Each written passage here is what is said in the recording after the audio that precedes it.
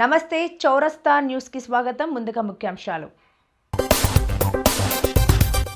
దేశవ్యాప్తంగా కులగణన గురించి చర్చ జరుగుతుంటే ముఖ్యమంత్రి చంద్రబాబు నాయుడు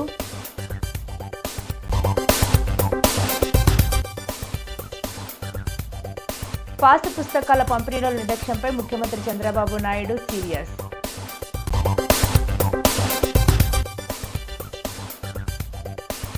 గోదావరి యాసలో పవన్ డైలాగ్స్. పిఠాపురంలో ఏ చిన్న సంఘటన జరిగినా వైరల్ చేస్తున్నారని, కాకి ఈక పడినా ఏదో జరిగిందని ప్రచారం చేస్తున్నారని AP deputy CM Pawan Kalyan అసహనం వ్యక్తం చేశారు.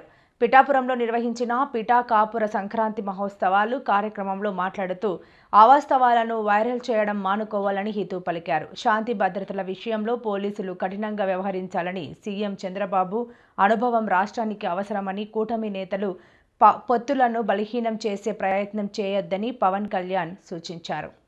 సంక్రాంతి అనగానే నేను మెయిన్ గా ఎందుకు చాలా నాకు అనిపించిందంటే, గోదావరి జిల్లాలండి, కోడిపందాలండి, జోదాలండి, సంక్రాంతి తాలూకు అంటే సంక్రాంతి అంటే కోడి పందాలు, జూదాలు, పేకాట. ఓకే, నేను సరదా అదేం కాదంటలేదు, చేసేవాళ్ళు చేసుకోమని చెప్పి నాకు ఇబ్బంది లేదు. కానీ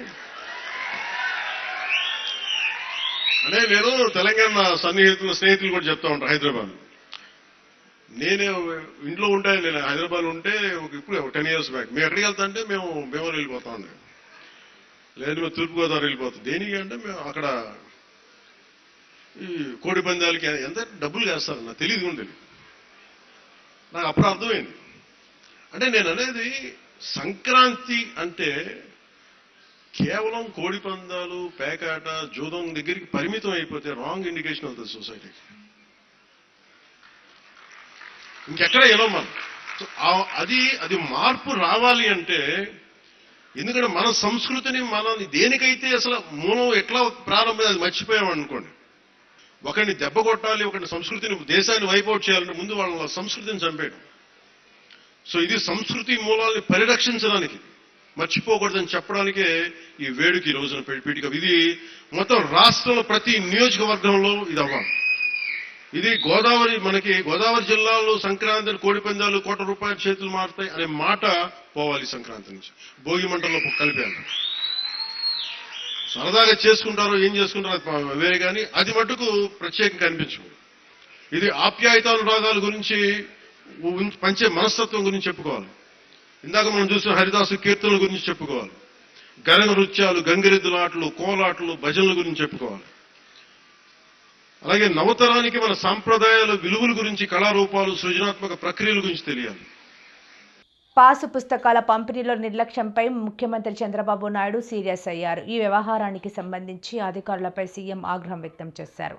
పాస్ పుస్తకాలు తీసుకున్న రైతులంతా సభకు రాకపోవడంపై కలెక్టర్, రెవెన్యూ శాఖ అధికారులపై సీఎం మండిపడ్డారు. ఏపీ ఎంపీ, ఎమ్మెల్యేలు కూడా బాధ్యతగా వ్యవహరించాలని సూచించారు. ఇటువంటి సంఘటనలు పునరావృతమైతే చర్యలు తప్పవని హెచ్చరించారు. పట్టాదారు పాసు పుస్తకాల పంపిణీలో పారదర్శకత ఉండాలని సీఎం చంద్రబాబు స్పష్టం చేశారు. Every time I make any changes, I need to send the pump and the engineer to Europe. It costs me $500,000 for the companies. It doesn't make any sense. Why can't that be here? Because then I'm making 70% of India's air conditioning. Now take this to the next level. We're doing this with glass. We're doing this with the space ecosystem. We're doing it with this electronics manufacturing, compressed biogas, medical devices manufacturing, pharma, data city, quantum. About 22 such verticals. 8 out of 10 solar panel manufacturers are setting up their facilities in Andhra Pradesh. 3 of them have already started construction. Another 3 of them were cleared a month back. 2 of them got cleared in the last cabinet, which was yesterday. That includes Tatas. 8 of them are doing. Now I have to build the entire ecosystem. So we're going about it very systematically, working with them, and then that's where education and all the supply chain sort of falls into place. And this is very important, not only for Andhra, but for India. And that's where I believe that we have to do a very systematic approach as a nation. So, in addition to the ecosystem development, what you mentioned, I think we also need to look at how do we run these data centers in a sustainable way. And we all know that data centers consume a lot of energy. They need a lot of water for cooling. So how do these measures, what kind of measures the state government is looking at to look at sustainable development of these data centers and these clusters, and anything that you might have written into the land allotment records to ensure that the energy benchmarks and the water usage benchmarks are followed? See, now every global company, an Indian company, is looking at ESG as a very important responsibility. So they are equally interested in making investments sustainably. What makes Andhra Pradesh again very unique is our renewable energy ecosystem. So we have solar, we have wind, and we have the pump storage projects. So I can give RTC renewable energy. And all these projects, one is already, 2 gigawatt PSP is already operational. Close to about now 20 gigawatts of PSP is going to become operational in the next almost 5 to 7 years. So I can give round the clock renewable energy at a price point that the world has never seen. So we are blessed with good terrain. So we have good terrain where all these projects can be seeded. We have good radiation. Andhra our summers are quite warm. So we have that advantage, and we have good wind zones. The southern part of Andhra is very good wind zones. So again, they're meticulous execution, making sure we deliver on a promise of renewable energy, and building out again the green grid, where this energy can move to Vizag in different parts of India, and RTC renewable energy can be delivered. So that's where sustainability comes in. So yes, there will be a certain amount of base load that will be powered by gas. Vaikuntha Ekadashi రోజున తిరుమలలో ప్రశాంత వాతావరణం దెబ్బతీయాలనే ఉద్దేశంతో YCP social media కార్యకర్త ఖాళీ బాద్రీ సీసాలు పెట్టి వీడియోలు చేసి దుష్ప్రచారం చేశారని టీడీపీ నేత ఆనం రామనారాయణ రెడ్డి ఆరోపించారు. జగన్ది క్రిమినల్ బ్రెయిన్ అంటూ తీవ్ర వ్యాఖ్యలు చేశారు. సీసీ కెమెరాలు లేకపోతే ఈ ఆరోపణలు నిజమేనని ప్రజలు నమ్మేవారని అన్నారు. ఇలాంటి నీచమైన చర్యలు ఎందుకు చేస్తున్నారని ప్రశ్నించారు. ఇంత ప్రశాంతంగా జరిగిపోయేటువంటి వైకుంఠ ఏకాదశిని ఊరికిని వదిలిపెట్టాలని నీ క్రిమినల్ బ్రెయిన్లో ఉన్నటువంటి నీ క్రిమినల్ చైల్డ్స్ ఏం చేశారంటే ఖాళీ బ్రాందీ సీసాలను తీసుకుపోయి ఒక దగ్గర పెట్టి బ్రాందీ విస్కీ సీసాలను పైకి అలౌ చేశారు, ఇక్కడ తాగి తందనాలు ఆడుతున్నారు అన్నావు. దేవదేవుడు నిజాలు నిర్భయంగా రాయండి. Media house of Kakinada rural logo ఆవిష్కరణలో MLA Pantham Nanaji. Fourth ఎస్టేట్గా media నిజాలను నిర్భయంగా రాయాలని, ఈ పోటీ ప్రపంచంలో పూర్తి విశ్లేషణ చేసి వార్తలు వస్తే ఇబ్బందులు ఉండవని, అలా కాకుండా తొందరగా పూర్తి సమాచారం లేకుండా వార్తలు రాయడం వల్ల అనేక ఇబ్బందులు ఎదుర్కోవాల్సి వస్తుందని ఎమ్మెల్యే పంతం నానాజీ, ఎమ్మెల్సీ పెరబత్తుల రాజశేఖర్, మాజీ ఎమ్మెల్యే దంపతులు పిల్లి అనంతలక్ష్మి సత్యబాబు మరియు ఎంపీపీ అనంతలక్ష్మి త్రిమూర్తులు పేర్కొన్నారు. కాకినాడ రూరల్ మండలం ఎస్ఎస్ కన్వర్షన్ హాల్లో media house of Kakinada rural logo ఆవిష్కరణను ఘనంగా నిర్వహించారు. ఈ సందర్భంగా వారు మాట్లాడుతూ వార్త సేకరణలో నిజాలను నిర్భయంగా రాయాలని, అలాగే గత ప్రభుత్వం చేసిన తప్పులను ఏలెత్తి చూపాలని, మేము కూడా ఏమైనా తప్పులు చేస్తే ప్రశ్నించే హక్కు మీకుందని అన్నారు. అలాగే మీడియా సోదరులకు, పాత్రికేయులకు ఉండేటట్లుగా భవనాన్ని అర్హులైన వారికి స్థలాలను ఇచ్చేందుకు సిద్ధంగా ఉన్నానని అన్నారు. అలాగే శ్రీ సూర్య ఐకేర్ సీఈఓ మరియు మేనేజింగ్ డైరెక్టర్ ఫౌండేషన్ ట్రస్ట్ అయిన రాంప్రకాష్ ప్రీ ఐకేర్ కార్డులను పాత్రికేయ సోదరులకు ఎమ్మెల్యే చేతుల మీదుగా అందించారు. అలాగే ప్రముఖ వేద పండితులు రాఘవాచార్యులచే ఎమ్మెల్యే నానాజీతో పాటు ఎమ్మెల్సీ పేరాబత్తుల రాజశేఖర్, మాజీ ఎమ్మెల్యే పిల్లి అనంతలక్ష్మి సత్యబాబు, ఎంపీపీ అనంతలక్ష్మి త్రిమూర్తులు తదితరులకు వేద ఆశీర్వచనాలు ఇచ్చారు. అనంతరం media house of Kakinada rural అధ్యక్షుడు వివిఎస్ ప్రకాష్ రావుకు ఎమ్మెల్యే చేతుల మీదుగా తుస్సాల వద్ద పూలతొండ వేసి ఘన సత్కారం నిర్వహించారు. జనసేన నాయకులు తాటికేల వీరబాబు, పాండ్రంకి రాజు, నందిపాటి రమణ, బన్ను, గేదెల చిన్నారావు, కూటమి నాయకులు బోల కృష్ణమోహన్, కాలా శ్రీను, రాయుడు అనిల్, పాత్రికేయులు తదితరులు పాల్గొన్నారు. ముందుగా SS convention hall MD Chowdary, manager K ఫణీంద్రలకు సన్మానాన్ని చేశారు. ఆవిష్కరణ సందర్భంగా అందరికీ కూడా ధన్యవాదాలు తెలియజేస్తా ఉన్నాను. అందరూ కూడా మంచి వీడియో రన్ చేయాలని చెప్పి ఇలాగ రన్ చేయట్లేదని కాదు, రన్ చేస్తున్నారు. కొంచెం క్రమశిక్షణ ఖచ్చితంగా జరుగుతుంది. నాకు గత ప్రభుత్వాలకి నాకంటే కాంగ్రెస్ నుంచి కూడా మీ అందరితో నాకు పదవంటి కొత్త వచ్చింది, కానీ నాకు అనుబంధం మీడియాతో ఉన్న అనుబంధం ఎక్కువ కాంగ్రెస్ అప్పుడు గత 20 సంవత్సరాలు మీ అందరితో అనుబంధం ఉంది. ఇందులో మీరు తప్పుడు వార్తలు ప్రచారం చేస్తారు, ఇలాంటి వాదనలు వచ్చినప్పుడు నేను ఒకటే చెప్తాను అంటే తప్పుడు వార్తలు ప్రచారం చేయడం కాదు, ముందుగా వార్త ప్రచారం చేయడం కంగారు పడుతున్నారు. ఇప్పుడు అది అక్కడ వస్తుంది తేడా. ఎక్కడ తేడా వస్తుందంటే నీకన్నా ముందు నేను చెప్పేద్దాం అనుకున్న దాంట్లో పూర్తి వివరాలు తెలుసుకోకుండా ఇందాక చంద్రబాబు గారు అన్నారు ఊహించి చెప్పొద్దు. అలాగా కొంత నిజం ఉంటుంది, కొంత ఊహించడానికి అదే ఊహా నిజం రెండు కలిపి వార్త కింద వచ్చేస్తుంది. కానీ ప్రజలు తెల్లవారు చూస్తే అన్ని చోట్ల మిమ్మల్నే చూస్తారు, మీ వార్తనే చూస్తారు. పేపర్లో కానీ టీవీలో కానీ ఎక్కడ అంటే ఈ దేశం కానీ ఒక రాష్ట్రం కానీ కాకినాడ రూరల్ కానీ ఏదన్నా చాలా వరకు మీరు ఇచ్చే ఒక న్యూస్ మీద ఆధారపడి ఉంటుంది. తెల్లవారు లేస్తే న్యూస్, రాత్రి ఎంత అర్ధరాత్రి ఇంటికి వెళ్ళాక న్యూస్ పెట్టుకుంటే అన్ని న్యూస్ చూస్తాను. అంటే ఎంత ఖాళీ లేకపోతే న్యూస్ చూస్తాను. అంటే న్యూస్కి ఆ ప్రయారిటీ ఉంటుంది ఎప్పుడు కూడా. అది ఆ మీడియా హౌస్ ఆ ప్రయారిటీని అడుగడుగుని గుర్తు చేసుకుని ఏదైనా తీసుకెళ్తుందని చెప్పి నేను ఆశిస్తూ, అట్లాగే గతంలో కూడా జర్నలిస్ట్కి కాంగ్రెస్ హయాంలో ఒకసారి కొంతమందికి ఇవ్వడం జరిగింది. ఆ తర్వాత తెలుగుదేశంలో మెటీరియల్ ఏంటి అవ్వలేదు అనుకుంటారు, పెట్టడం జరిగింది. మన వైసీపీ దాంట్లో కూడా నేల చూపించి ఏమన్నాడు ఏం చేశారో మీకు అందరికీ తెలియజేస్తాను. ఈసారి కూడా చూపించడం మీరు, నేను మొన్న చెప్తున్నాను, ఈవేళ అది చెప్తున్నాను, కరెక్ట్ ఫిగర్ మీరు తేల్చుకున్న రోజు ప్రతి నిమిషం నాలేటే అది గుర్తుపెట్టు.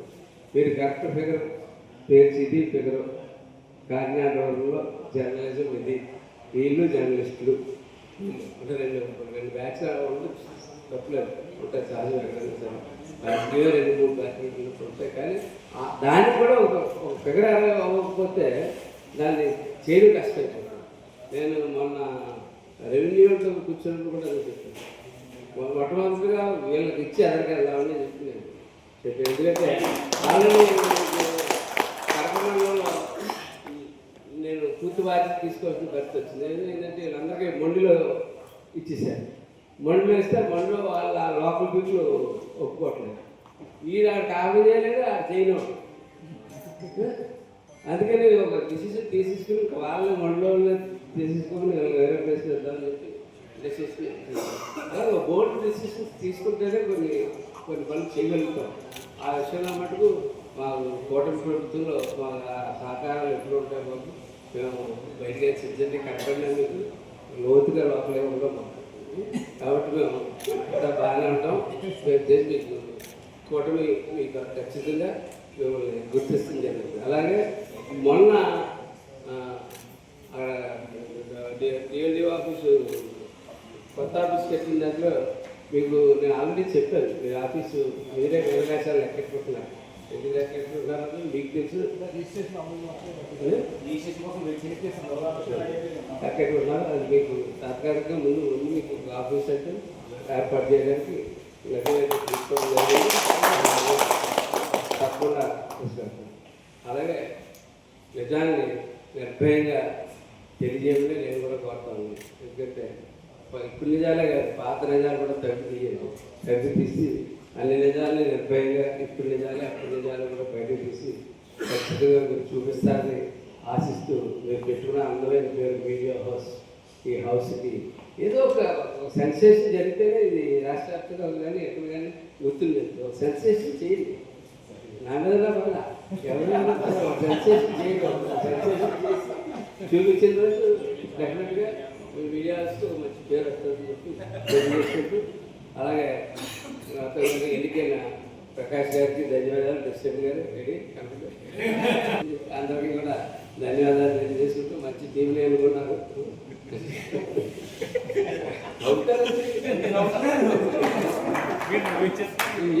ఈ టీంలు కింద చక్కగా ఈ నోటి పెట్టుకోవాలి. లేకపోతే మీ అదృష్టం, నా అదృష్టం.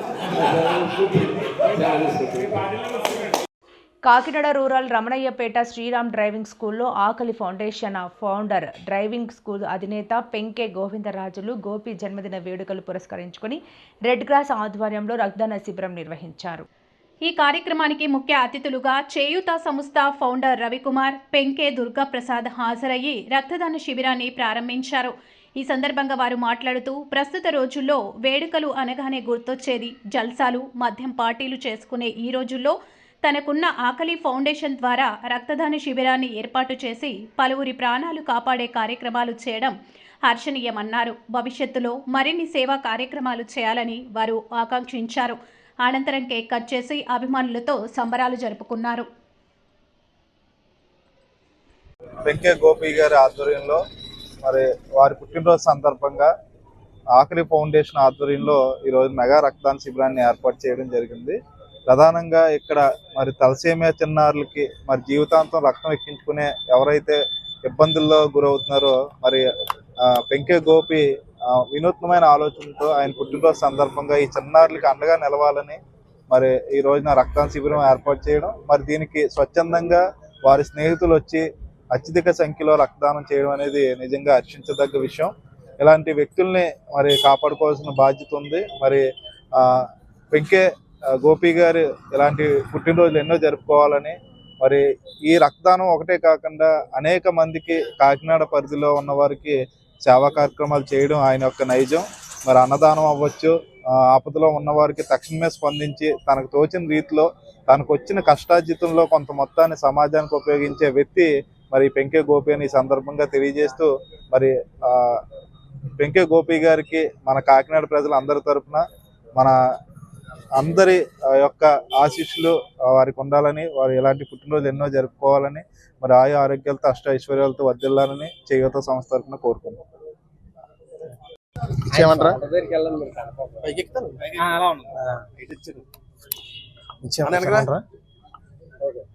అందరికీ నమస్కారం.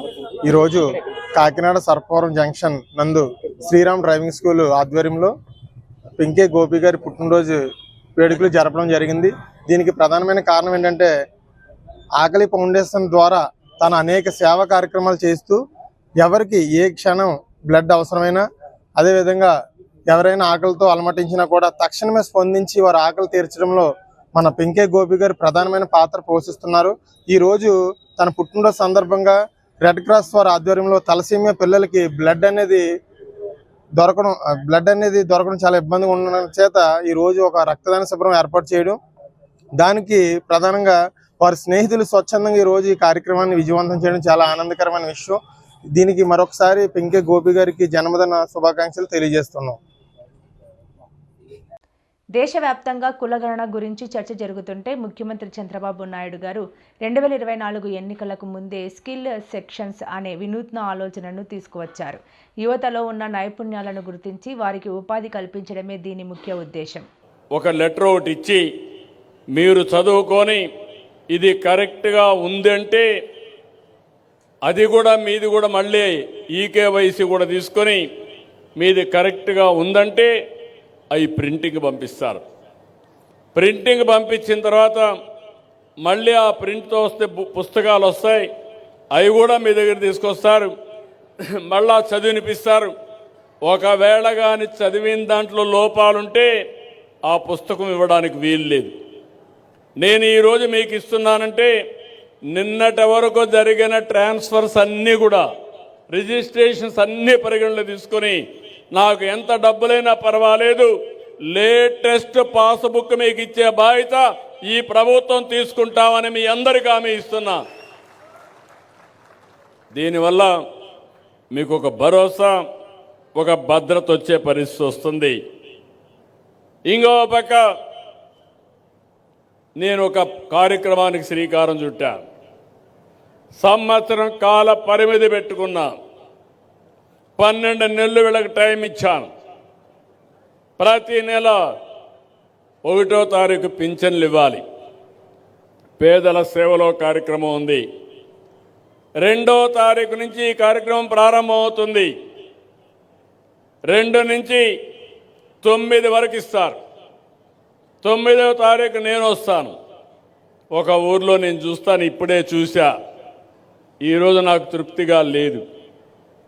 ఇచ్చిన ప్రతి ఒక్కరిని ఇక్కడ కూర్చొనబెట్టి, నేను ఏదో పబ్లిక్ మీటింగ్కి రాలేదు ఈరోజు. నేను ఒక పర్పస్ కోసం వచ్చా, ఒక పని మీద వచ్చా. పని మీద వచ్చినప్పుడు ఆ 900 మంది ఎంతమందికి పట్టాదారు పాసు పుస్తకాలు ఇస్తే అంతమంది ఇక్కడ కూర్చొని ఒకసారి వాళ్ళు చూసి మాకందరికి కరెక్ట్గా ఉన్నాయని చెప్పుంటే నేను చాలా సంతోషించేవాడిని. అది నా అభిమతం. నేరుగా నేను మీకు ఇవ్వాలనుకుంటున్నాను.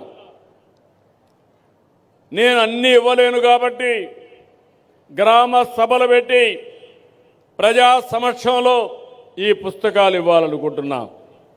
₹1 అవినీతి లేకుండా, ₹1 లంచాలు లేకుండా, ఎవరి పెత్తనం లేకుండా, మీ భూమి మీ హక్కు, అది ఇచ్చే బాధ్యత నేను తీసుకోవాలని చెప్పి అనుకుంటున్నాను. అలాంటి సమయంలో అధికార యంత్రాంగానికి చెప్పాను, కొంతవరకు చేశారు కానీ దీన్ని ఇంకా పర్ఫెక్ట్గా చేయాల్సిన అవసరం ఉంది. ఎమ్మెల్యేలు బాధ్యత తీసుకోవాలి, ఎంపీలు బాధ్యత తీసుకోవాలి. ఇది మీ బాధ్యత. ప్రజలకు సేవ చేయడం అంటే ఏదో 4 పనులు అడగడమే కాదు. ఇబ్బంది లేని పరిపాలన, సుపరిపాలన ఇవ్వాల్సిన అవసరం ఉంది. ఎంఆర్ఓ వాళ్ళు కోరుతున్నా, ఆర్డీ వాళ్ళు కోరుతున్నా, సమర్థవంతంగా లాస్ట్ మైల్లో ఇది అమలు కావాలి. ఇది ఒక పవిత్రమైన యజ్ఞం. ఇది మీరు కూడా మనసు పెట్టి పనిచేస్తే తప్ప ఆ యజ్ఞ ఫలితాలు పేదవాళ్లకు చెందవని చెప్పి కూడా నేను మీకు తెలియజేస్తున్నా. అందుకని ఈ నెల 11వ తారీఖు వరకు కాకినాడ రూరల్ నియోజకవర్గం కోవాడ సెంటర్లో ఎన్టీఆర్ విగ్రహం వద్ద ప్రజా దర్బార్ కార్యక్రమం కటకంశెట్టి వెంకట ప్రభాకర్ బాబీ ఆధ్వర్యంలో ప్రజల సమస్యలకు సత్వర పరిష్కారం అందించడమే ధ్యేయంగా రాష్ట్ర ముఖ్యమంత్రి Nara Chandrababu Naidu, deputy CM Pawan Kalyan, Telugu Desam party రథసారథి ముఖ్యమంత్రి వర్యులు నారా లోకేష్ బాబు, కాకినాడ రూరల్ నియోజకవర్గం ఎమ్మెల్యే పంతం నానాజీ ఆదేశాల మేరకు ప్రతి వారం ప్రజా దర్బార్ కార్యక్రమం నిర్వహించారు. ఈ కార్యక్రమాన్ని ఉద్దేశించి కటకంశెట్టి ప్రభాకర్ మీడియాతో మాట్లాడుతూ, గ్రామాల నుంచి వచ్చిన ప్రజలు ఇళ్ల పట్టాలు, ఫీజు రియంబర్స్మెంట్, వృద్ధాప్య పెన్షన్లు, దివ్యాంగుల పెన్షన్లు, దివ్యాంగులకు ట్రైసైకిళ్లు, సీఎంఆర్ఎస్, చంద్రన బీమా తదితర సమస్యల పరిష్కారం కోసం అర్జీలు 124 రావడం జరిగిందని తెలియజేశారు. ఈ కార్యక్రమంలో రాష్ట్ర గౌడ్ కార్పొరేషన్ డైరెక్టర్ మట్టా ప్రకాష్ గౌడ్, రాష్ట్ర మాల కార్పొరేషన్ డైరెక్టర్ కొల్లబత్తుల అప్పారావు, కొవ్వాడ గ్రామ సర్పంచ్ కోటిపల్లి ఉమా, జనసేన వీర మహిళా శాంతి, తెలుగుదేశం పార్టీ జిల్లా అధికార ప్రతినిధి కౌజు నెహ్రూ, తెలుగుదేశం పార్టీ గ్రామ అధ్యక్షులు దూల సత్యనారాయణ, దంగేటి రమణ, చెరుకూరి వెంకట్రావు, మరల నరేష్, పసల సురేష్, ఆవల వెంకట్రావు, గుడాల లోవరాజు, రాయుడు రమణ, నురుకుర్తి శ్రీను, రుతల రవి, బొడ్డు అప్పారావు, కాద చిన్న, నక్క శ్రీను, జనసేన నాయకులు వేమగిరి రవికిరణ్, గాడపాటి రాజా, పిల్లి వీరభద్రరావు, దాసరి దొరబాబు, మందరపు చిట్టిబాబు, బాబురావు, తెలుగుదేశం నాయకులు, కార్యకర్తలు పాల్గొన్నారు. మరి ఈ ప్రజా దర్బార్ కార్యక్రమానికి విచ్చేసినటువంటి కోవాడ గ్రామ ప్రజలకి, మరి కాకినాడ రూరల్ నియోజకవర్గ ప్రజలకి అందరికీ కూడా నమస్కారాలు తెలియజేసుకుంటున్నాను. ఈ ప్రజా దర్బార్ కార్యక్రమం మా యువనేత నారా లోకేష్ బాబు గారు ఆధ్వర్యంలో, అదే రకంగా మన ఎమ్మెల్యే గారైనటువంటి పంతం నాయుడు గారి ఆధ్వర్యంలో మేము నిర్వహిస్తున్నాం. ఎందుకంటే ప్రజా దర్బార్ కార్యక్రమం గ్రీవెన్స్ కార్యక్రమం. అన్ని చోట్ల గ్రీవెన్స్ సర్టిఫికేట్లు తీసుకుంటున్నారు, కలెక్టర్ ఆఫీసులో తీసుకుంటున్నారు, అదే రకంగా మన ఎమ్మెల్యే గారి ఆఫీసులో నిత్యంగా తీసుకుంటున్నారు, అదే రకంగా ఎంపీ గారి ఆఫీసులో తీసుకుంటున్నారు, ఎక్కడైనా గ్రీవెన్స్ తీసుకుంటారు. చంద్రబాబు నాయుడు గారు ఏం చెప్తున్నారంటే మాకు నిత్యం ప్రజల్లోనే ఉండమంటున్నారు, ప్రజల యొక్క సమస్యల మీద పోరాటం చేయమంటున్నారు. అందువల్ల ప్రతి శుక్రవారం ఇక్కడ జనసేన గారు ఎమ్మెల్యేగా ఉన్న ఆయన ఆదేశాల మేరకు మేము ప్రతి శుక్రవారం ఒక్కొక్క గ్రామంలో కానీ, ఒక్కొక్క వార్డులో కానీ మేము నిర్వహిస్తున్నాం నియోజకవర్గ గ్రీవెన్స్. మరి వచ్చిన అర్జీలన్నీ కూడా మరి సదరు ఆఫీసర్లు ఇక్కడ పెట్టుకుని వాళ్ళతోటే ఇమీడియట్ గా దాన్ని చేయడానికి మేము ప్రయత్నం చేస్తున్నాం. ఎన్నో స్థలాలు ఎక్కువ వస్తుంది, ఖచ్చితంగా ఎన్నో స్థలాలు పెట్టుకున్న వాళ్ళకి మన గవర్నమెంట్ లో 3 సెంట్లు భూమి ఇవ్వటం గ్రామంలో ఖాయం అని చెప్పి మీ అందరికీ తెలియజేస్తున్నాం. అదేవిధంగా దొంగ పట్టాలు లాస్ట్ గవర్నమెంట్ లో చాలా ఇచ్చారు, వాళ్ళు అప్లై చేసుకుంటున్నారు. వాళ్ళు ఈ రోజు అప్లై చేసుకోవడం కూడా లైన్ ఇబ్బంది పడుతున్నారు. ఇవన్నీ కూడా రెక్టిఫై చేయడానికి కొంచెం టైం పడుతుంది. ఎన్నో స్థలాలు ఉంది, వాళ్ళు ఖచ్చితంగా చంద్రబాబు నాయుడు గారు, రెవెన్యూ మినిస్టర్ గారు వీళ్ళందరూ లోకేష్ బాబు దృష్టిలో పెట్టి ఇది ఖచ్చితంగా ఒకసారి రెక్టిఫికేషన్ చేసే విధంగా తీసుకెళ్తామని చెప్పి మీ అందరికీ హామీ ఇస్తున్నాం. అదే రకంగా మరి హెల్త్ ప్రాబ్లమ్స్ అయితే ఏంటి, దీర్ఘకాలికంగా ఉన్న ప్రాబ్లమ్స్ ఉన్న వాళ్ళు అయితే ఏంటి, మన కార్యకర్తలు అందుబాటులో ఉంటారు. మన కూటమి కార్యకర్తలు అందరూ అందుబాటులో ఉంటారు. వాళ్ళందరూ కూడా మీరు మన శత్రువైనా మిత్రువైనా ఎవరికైనా న్యాయం చేసే దిశగా వెళ్ళి ఈ ప్రజా దర్బార్ కార్యక్రమాలకి వాళ్ళని తీసుకొచ్చి మరి ఇప్పుడు సీఎం రిలీఫ్ ఫండ్లు ఉన్నాయి, ఇమ్మీడియట్ గా 10 రోజుల్లో అందిస్తున్నాం. సీఎం రిలీఫ్ ఫండ్లు ఇంత వేగంగా ఏ ముఖ్యమంత్రి ఇవ్వని తీరిగా మన నారా చంద్రబాబు నాయుడు గారు అందిస్తున్నారమ్మా.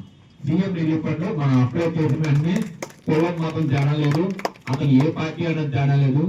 మన ఆంధ్ర రాష్ట్ర ప్రజాహితాలు వాళ్ళకి న్యాయం చేసే దిశగా చంద్రబాబు నాయుడు గారు ముందుకు అడుగులేస్తున్నారు. అదే రకంగా పెన్షన్లు వికలాంగులకు ఉన్నారు, కొంతమంది పెట్టుకుని ఉన్న క్యాన్సిల్ అయినాయి, వాళ్ళే కూడా వార్తలు ముగించే ముందు ముఖ్యాంశాలు మరోసారి. దేశవ్యాప్తంగా కులగణన గురించి చర్చ జరుగుతుంటే ముఖ్యమంత్రి చంద్రబాబు నాయుడు.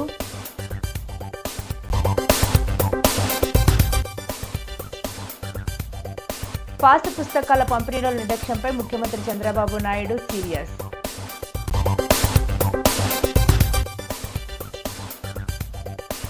గోదావరి యాసలో పవన్ డైలాగ్స్. ఈ వార్తలు ఇంతటితో సమాప్తం. నమస్కారం.